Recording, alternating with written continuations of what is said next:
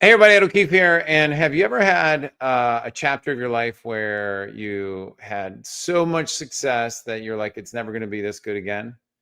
And or you've had a chapter of life where no matter what you did or attempted to do, you absolutely got crushed. Or maybe you're in somewhere in between. But today's episode is 100% on no matter which one that was, and I've been in both. um, how do we create momentum and make your next chapter your best chapter? Specifically, we're going to talk about how to do it in your business. So, what we're going to talk about now is what are the 4 areas that we have to work on, grow, and focus on in order to make that next chapter your best chapter. Now, just recently, I was down in Puerto Rico speaking at a live event in front of a great group of dentists. That is actually going to be launching here on my channel really soon. But one of the key simple areas that it doesn't matter what business you're in, it doesn't matter if you're in sales, it doesn't matter if you're trying to get better, high quality patients, it doesn't matter if you want to get consulting clients or have more partnerships. You can't grow any of these things without first establishing your audience. And that is the first big input that I want to talk about today, in the sense that, like, well, where do we grow our audience nowadays? Um, if you look out there, you have so many different platforms to focus on. You have LinkedIn, you have Facebook, YouTube, Instagram, X, TikTok. And in some ways, it's never been easier to grow your audience. And in some ways, it's never been more complicated because of the complexity and not knowing exactly where you should be focused on. Okay. So let's talk about this really quickly. So, your audience, right? Audience is where the money comes. If you don't have audience, you're never going to have customers. If you don't have an audience, you're never going to have patients. If you don't have an audience, you're never going to have clients, right? So, the first input and the first focal point, no matter where it is. Now, I'll tell you a quick little story, actually, because this is true even if you're trying to grow a big business where you're looking for a lot of transactions, whether you're doing a high ticket business or if you just came out of, say, a failed business. Now, and I've been there. So let me explain this, right? So when one of my businesses completely failed, so I'll start with that story. One of the things I had to figure out was, what's my next move, right? What's my next power move here? And it's really hard when you're coming out of one business to be like, okay, I'm going to just jump into another one. And it's even more difficult to figure out, like, okay, well, I'm going to go get a job when you're wired as an entrepreneur, because entrepreneurs like myself just really aren't built to get a job. Now, if that's what you got to do, it's what you got to do. If you got to bartend, if you got to whatever you got to do, like, so there's no judgment on my end. It's just like, well, what's my next power move, right? And when you look at that power move, the fact of the matter is, even on that move, you're looking at, like, well, who can I serve the best? And in that situation, I would always tell people, like, if you're at a place where you just got your butt handed to you and you need to figure out how to rebound. So we'll talk about this part first. This is an important part. I've never met an entrepreneur that has been massively successful that has not also been in this place. Okay. So, especially in the last 4 years, if with this economy, the likelihood that your business, or someone or have not or have experienced this kind of in particular situation is very low that you haven't, right? The first thing I'd always recommend is, if you're looking at where do I rebound and where do I make the biggest impact with the least amount of effort. And I'm not saying you shouldn't work hard, by the way, but, like, where's my closest point? Travis Sago is one of my mentors, and he always says, like, where are the clients that are closest to the hole, that are ready to buy? They just need maybe one or two things. But in this situation, one of the things I would always ask is, like, list out your top 20 most successful people that like, financially, like, they're making money, they already have momentum. Okay. And then what you're going to ask yourself is, on another piece of paper, you just lay out, what are the things that I do uniquely well that I could serve people at the highest level? Okay. And then you get on 20 phone calls and you find out what are the biggest problems that they're trying to solve. And usually when people have tons of momentum, they're trying to solve people problems because they need more people to take advantage of more opportunities. And so that's always something that if you're looking for a quick win, how do I bridge into a cash flow situation? That is always there. Now, coincidentally, when you're looking at how do we grow our business faster, it always boils down to the same question, which is who are the top 20% of our clients that are paying us the most amount of money, that I love serving the most, and that I'm uniquely capable of serving. Okay. And most people don't do this. Now, where's that? I had just had this book. So let me show this to you, right? So this ultimately came from, like, many people will go to Chet Holmes's Ultimate Sales Machine, one of the best books ever written. And Chet was one of the best sales trainers of all time. But Chet's number one thing, he tells a great story. He says, look, Charlie Munger, I wanted to help Charlie grow his business. I wanted to win that contract. And so after, I think, 2 years of persistence, trying to get in front of Charlie Munger, who, if you don't know who Charlie Munger is, that was Warren Buffett's partner with Berkshire Hathaway for the last, God knows how many years. And I think he just passed away this past year or so. One of Charlie's companies, he had many companies, but one of his companies was an advertising agency, right? And they were, before Chet came in, they would promote to say 1,500 potential prospective buyers that would be advertisers. No, they were running a magazine. I'm sorry. They were running a magazine where they were selling advertising. That's what they were doing. And so they wanted to sell the advertising to these potential advertisers. And so the first thing that Chet did is he said, okay, out of these 1,500, let's just boil it down to 150 who are most likely who buy from us, who have the most amount of money, that if we got just a small handful of those people, it would immediately make more revenue for us. Okay. Now, if you want to go to the 80-20 rule on this, and this is not a bad diversion to go off on real quick, guys, is the reason why this is so important. The reason why I do recommend the Ultimate Sales Machine, and most people don't do this, is they don't lay out who are the 20% spending 80% of our money, or spending and becoming contributory 80% of our revenue. Now, if you do this exercise, I promise you're going to find really quickly that you're going to get 80% of your referrals from 20% of your people, 80% of your profits from 20% of your client base. It works. Richard Koch wrote the original book, I believe, based on the Pareto's principle. And so I don't want to bore you on that. And then Perry Marshall has a phenomenal book on it as well, applied to advertising and marketing.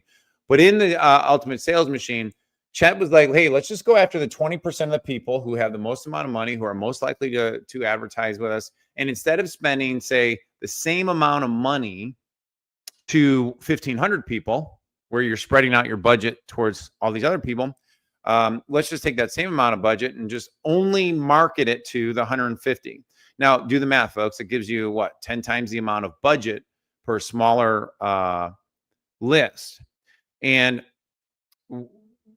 what I can tell you from being in the streets right now, working on a couple businesses, in one of my businesses, we are specifically focused on people who have had a certain quantity of transactions that are much higher than the rest of the population of the market. And the main reason is because in that industry, there's a very few small percentage of people that make up for most of the transactions.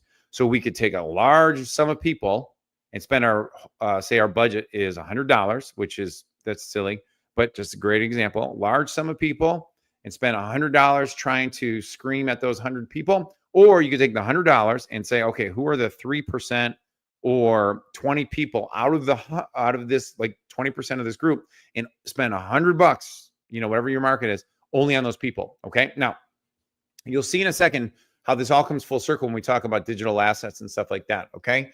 And so we figure out our who's, our top 20%. And then the question I want you to ask yourself is, what is happening on a daily basis that is bringing more of these people into your funnel? Okay. So you guys are familiar with funnels, right? So the funnel is the unaware of you, and maybe they're not even unaware of their problem, this is not who you necessarily target first. The best people to target first are the 3 to 5% of the people who are fully aware of their problem. They've already done research in the market. They've already maybe gotten second, or they've gotten quotes, they've gotten opinions, they've gotten advice, and they've been mulling over this problem, pain, whatever the thing is, life event that they're trying to solve for.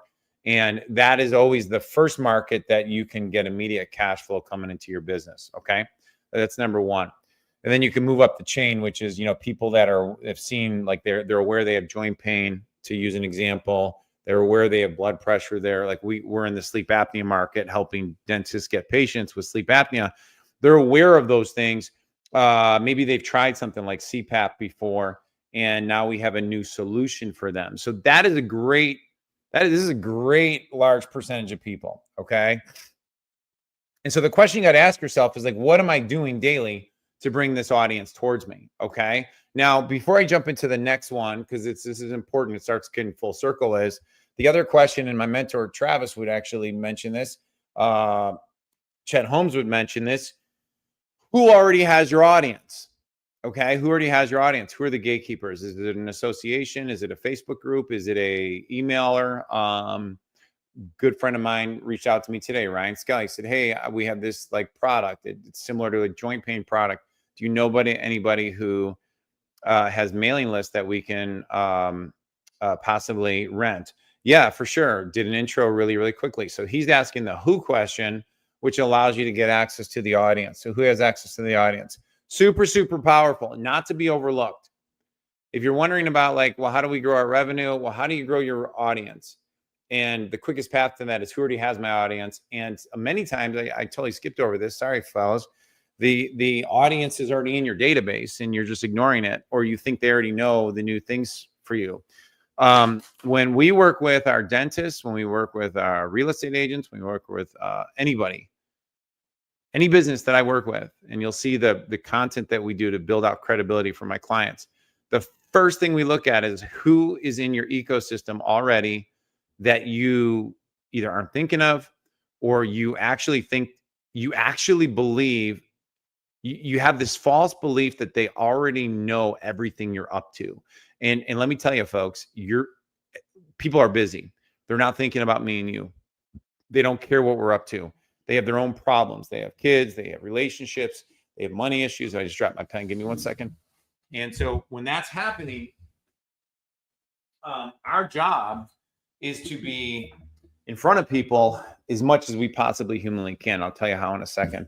Okay. So this is super exciting. So we'll get to the how. Okay. So that's audience. Okay. So that's number one. And like I said before, audience might be one person. Okay. So don't freak out yet. Yet. We're going to freak out soon. Just don't freak out yet. That's hysterical. Okay. So the next question you got to ask yourself is like, well, why should they care about what I'm up to? And so the question that you ask yourself is like, okay, what is the offer that I'm bringing to the table that solves an immediate, urgent problem or desire?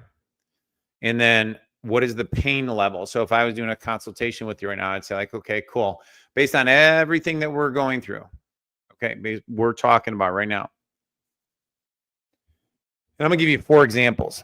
So you can apply this to your business, right? So we'll go, what is the connection here?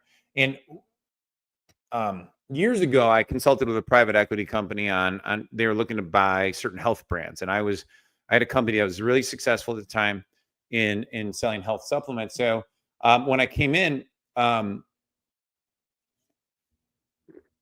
they were like, hey, how would you measure the success if we were going to acquire a supplement brand or a health brand, right? And by the way, hands full, I also failed at a food brand. So I've screwed this up both ways. And one of the things that one of the reasons is that my business that failed, there wasn't a lot of pain there for people. It was more like it'd be nice to have, I'd like to have, it'd be great to have experience. What you really want to do, if you're looking to make the next chapter your best chapter, you got to be solving 8, 9, 10, and 8, 9, 10 problems. Like on a scale of 0 to 10, how painful is this problem? Well, I don't know. I mean, I'd like to be able to like feel like a 30-year-old again. Okay. Is that really going to force me to spend $3,000 with a strength and conditioning coach? Probably not, right? Maybe I'd buy a gym membership with that, but I'm not going to go spend a premium price with him or her, right? But if I said, and this is why I love working with we have some dentists coming to town tomorrow because we're recording our interviews with them who are specifically in sleep apnea. Now, why do I bring that up again? Because it's great. Is that if somebody was diagnosed and they've tried CPAP machine, I don't know if you guys knew this or not, but it's a life-threatening condition that they are living with every single night, which means for somebody who has been diagnosed with severe sleep apnea, they could have they could die, but also their body is being every single night when they have obstruction in their airway, their body is sending out fight or flight chemicals, which I don't want to get into too far, but it's not good for your health. It takes years off your life potentially. This person, it doesn't matter if it's middle of July, it doesn't matter if it's middle of December. When this moment happens, when they find a solution that is possibly having their wife in another or their husband, their partner in another room, and it's affecting their marriage and maybe their sexual life, whatever it might be, that is a level 8, 9, 10 problem. That is a good problem to be worth solving. Does that make sense? And when is it happening? Is it happening once a month or is it happening daily? This is the other thing, frequency. And we go into this a little more in depth when we're trying to figure stuff out. But this is a good place to hang out at, right? And then the next question you got to ask yourself is like, what's the clarity of superiority? Are we selling the same thing someone else is selling, or are we selling something unique and different and better, right? This is worth spending time on, folks. We're spending time on, folks. So the number one, who am I serving, right? Who's got all the money? Top 20%. You could even go into that even more. Who's the 3%, right? And then what are the offers that we have? Do we have clarity on it of superiority, and is it solving an immediate, urgent problem and pain for them? Like, and the more down that road you spend time going, like, how do we make this even more urgent, immediate for them? Okay. Now, if you're like, Ed, I can sell anything to anybody, anytime. Well, that's great for you, but most of the people aren't able to, and that's a lot harder of work than you'll ever have. One of my businesses years ago was was a supplement brand, and one of the things that happened was when you look at where these two connect together, is our angle was very, very, very, very age well, fountain of youth kind of stuff. And our cost per sale was high. Our average transaction rate was low. It wasn't until I saw some testimonials coming in where people talked about their blood pressure and how this product was actually lowering their blood pressure naturally. And I reached out to the doctor we were working with at the time. I'm like, why is this happening? Because we didn't really speak about it. And he's like, well, because it helps reduce inflammation, blah, blah, blah. And so that's a byproduct. So the input was reducing inflammation. Byproduct was blood pressure was decreasing. We changed a lot of our hooks on the front end, and two things happened: lowered our cost per sale, increased our average transaction rate. Why? Because simply by going deeper into solving a level 8, 9, 10 problem in the market allows it to be just easier and more, for people to buy, because it's an immediate, urgent problem that they're dealing with on a daily, monthly basis. Yeah, it's life-threatening, and we had a clear superiority with our product. Okay, so now this is the new day and age, folks. Just I want to talk about this right now, is because this is what I'm doing right now. Is you're watching me right here. What are we doing? We have a philosophy of like, where do I focus? Remember, that was the purpose of the business. Like, Ed, where do I focus in order to have the best year I could possibly have? Well, the reality is the inputs we want to be putting in right now to grow our audiences and to do that is in digital assets. Okay. Now, Does direct mail still work? Yes, direct mail is great, but digital assets, there's nothing faster, more powerful that gets in front of people, that's low risk and has a long tail. And so let me explain this for a moment. Digital assets come before income. And so what do I mean by that? I think this is another one I stole from Travis or a few other people. I mean, if you look at Gary Vee right now, if you're not studying Gary Vee right now, and I did a video breakdown for my Ed O'Keefe Show channel on YouTube, specifically about the shift that's happened with Gary Vee. And you look at my guy, Myron Golden, and there's a few other people, YouTube experts, that really inspired me to be like, dude, you got to be pumping out digital assets.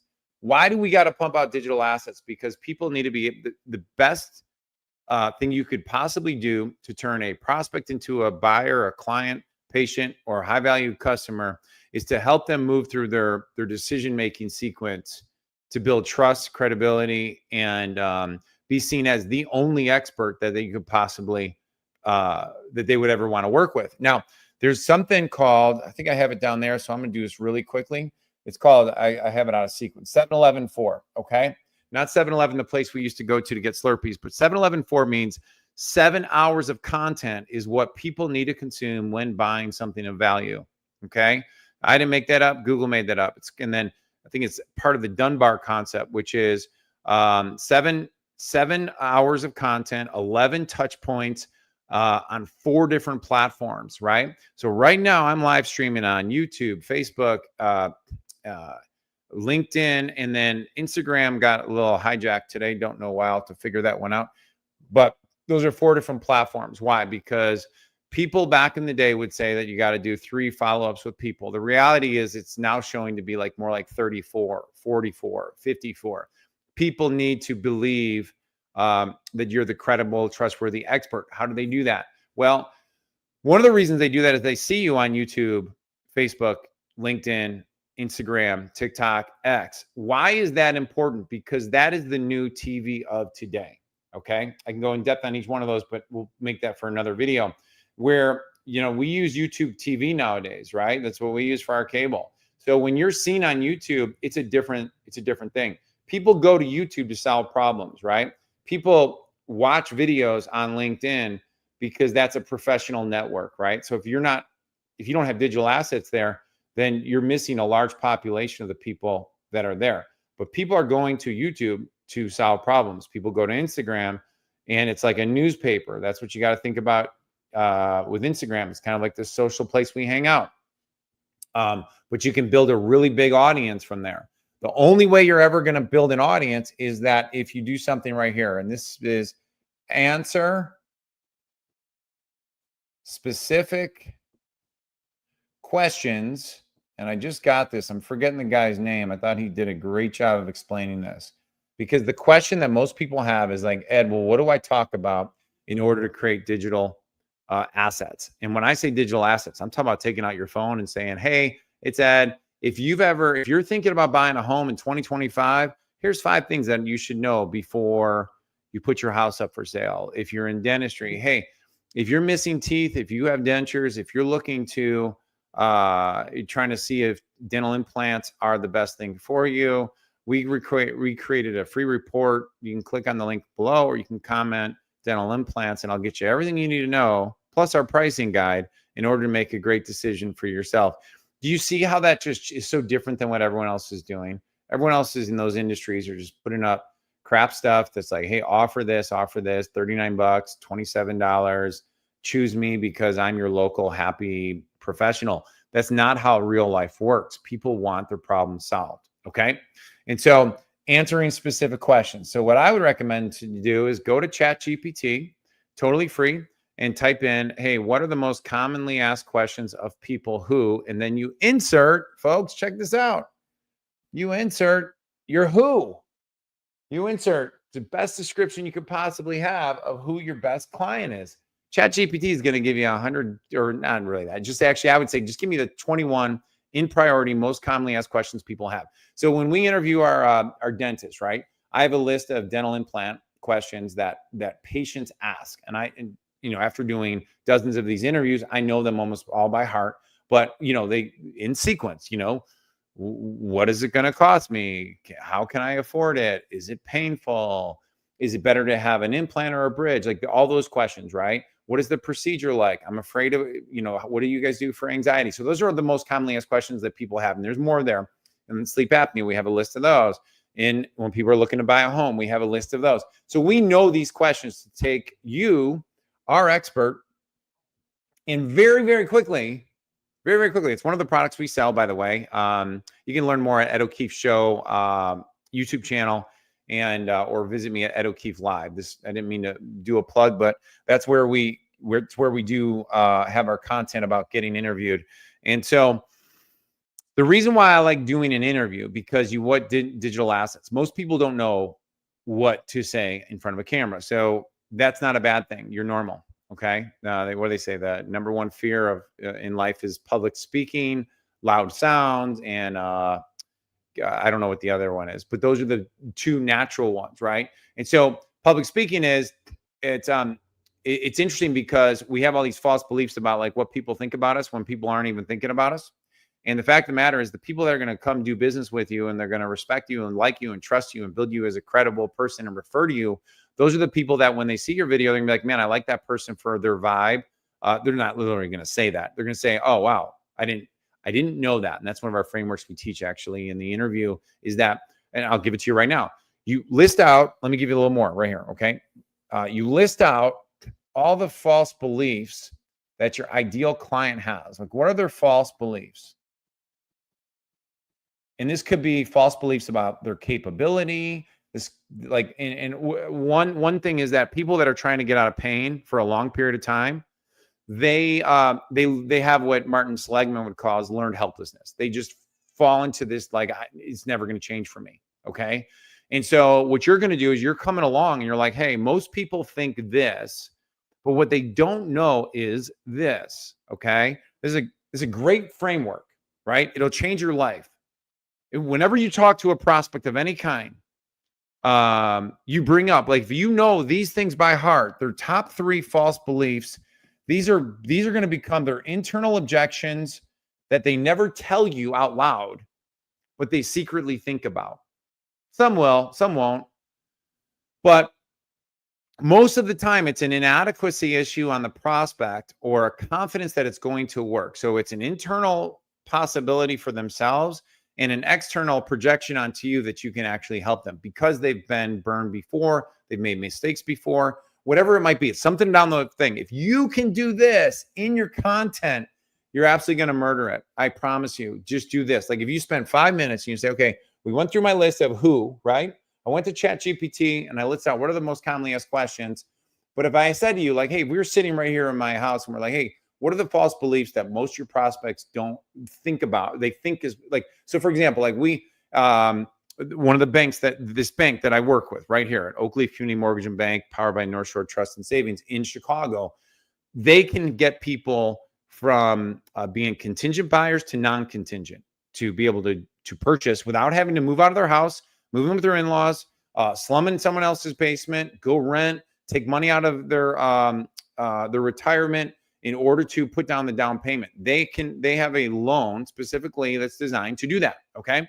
Most real estate agents and most buyers, when I bring that up to them, say, oh, is that like a bridge loan? I'm like, nope, it's not a bridge loan. That's the number one objection they're going to say. Okay. Number 2 is, well, what are the fees and the expenses on it? Like, is there a penalty for paying it off early? Those are the biggest false beliefs about the product before they even heard about the full product, but they're going to bring that up. And so what I would say is something like most homeowners think that they have to put a contingent offer on, which really eliminates their ability to get the homes that they buy, and they keep getting rejected time and time again. Okay. See my sales pitch? That's their false belief. When in fact, they could, that at, Oak Leaf, blah, blah, blah, we can turn them from a contingent to a non-contingent so that they could get the home of their dreams and put a competitive offer, which would also compete against cash offer people along with first-time home buyers, right? You tracking me on that? So that's their enemy. It's another thing we have here is attack the enemy of your number one prospect. We'll do this in the sales training next. Okay, it's pretty good stuff, right? So we have that. And then I say, and it's not a bridge loan and it's not any of the other potential loans, like a construction loan or any other kind of loan that's going to give you excess fees plus give a prepayment penalty. It's actually a loan. And so we can go into depth on that. But I just covered everything that they need to know. Eliminate a false belief, attack the enemy, and give them a ray of hope. So it's going to take somebody from learned helplessness to, oh, wow, there is an opportunity out here. You look at every single thing, like in the blood pressure world, right? It's not, the problem is not this. The problem is that inflammation is just going rampant in your body. So if we can get your inflammation under control, guess what happens naturally? All these other comorbidities decrease, and you actually, can do X, Y, Z, whatever the claim might be. Okay, I'm running out of time. I got 2 minutes left. The other thing I was going to say is you could write a book as another way of becoming the instant credible asset. The reason why I like interviews and I like content like the ones we're doing right here, like a masterclass, a workshop, but give value, eliminate the false beliefs, get rid of the obstacles and roadblocks. You could do that literally tomorrow. You don't have to wait 3 months, 4 months, whatever it might be, in order to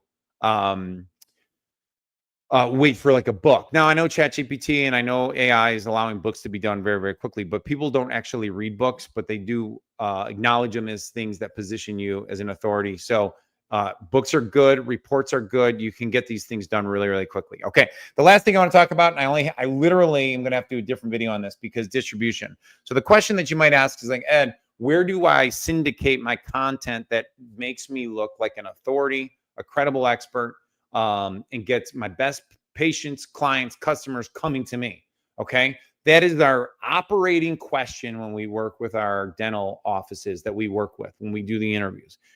Here's why. We're not looking for 1,000 patients to come through their door. We're looking for the people that are looking for full arch cases, single implants, some kind of high pain patient. It might be cosmetic dentistry, and also like with sleep apnea. So I'm looking for specifically what is the content that is going to attract them. We already discussed that, right? And then the second question we're looking at is where do we distribute that?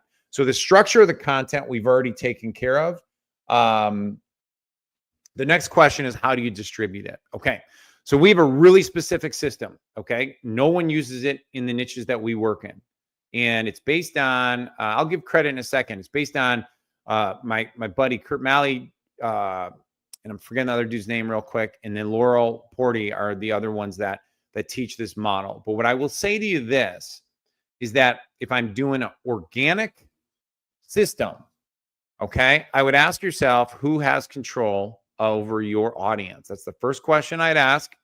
Where's your existing audience, your inactives, your people that have worked with you in the past, people that have referred to you in the past? That is the first place that we syndicate our content to, whether it's our interview, whether it's clips from the interview, whatever it might be. It's a solution to the problem of our best, highest quality clients. Tracking me? Okay. So the first thing we do is we send that out to them first. Okay. Number two is we got to build a database. It goes back to the first part.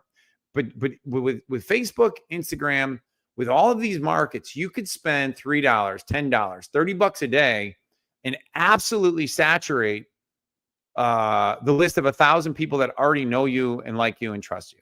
Okay. But they don't know what you're up to. Okay. There's tutorials on that.